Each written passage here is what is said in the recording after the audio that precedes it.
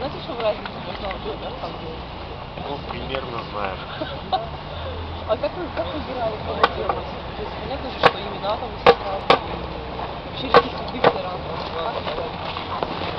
Дело в том, что у нас достаточно свободная форма фестиваля, и авторы, скульптора приходили просто с каким-то своим, с какой-то бумажечкой или с какой-то своей идеей, и, то есть это никак не навязывалось, не согласовывалось, это исключительно вот, ну, более самих авторов.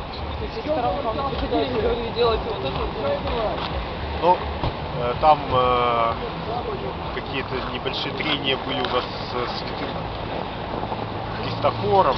Мало кто вообще знает, кто такой святой Христофор, и даже батюшке пришлось порыться в интернете, чтобы ну, узнать, кто это такой, какая его история.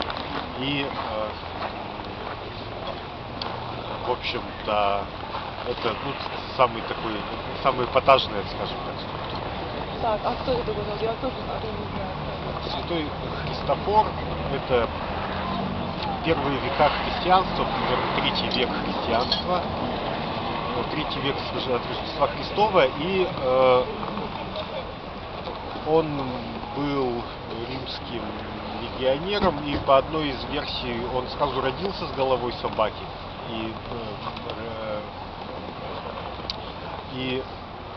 проповедовал Христа и был распят и замучен и так далее, стал святым. А по другой из версий он наоборот был очень красив собой, и он взмолился Богу, чтобы он что-нибудь сделал с этим, и Бог ему в один момент отрастил морду собаки вместо лица прекрасного, и тем самым решилась проблема.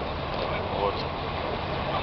И вот многие, мало кто знает, икон таких практически нету, но изображения святого Христофора именно с собачьей головой, они встречаются в некоторых храмах. А чья это была работа? Скульптура Саши Братчикова, он здесь, автор здесь. Хорошо, а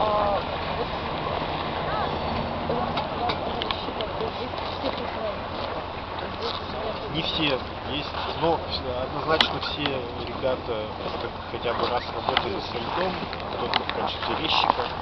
Вот, то есть есть скульптуры не профессиональные, но они от этого хуже не становятся. То есть, потому что сам материал, лед, располагает, он в любом случае красив. И то, что несмотря на то, что вроде бы и тема, казалось бы, узкая, и, казалось бы, ангел, он и есть ангел. 2 руки, 2 крыла и 1 голова. Вот. Но тем не менее, у каждого автора, у каждой творческой группы скульптуры получились разные. И, конечно, все они немножко похожи на тех, кто их делал. Потому что все-таки ангельское начало, оно, видимо, присуще каждому человеку, и каждый, наверное, хотел бы быть немножко ангелом.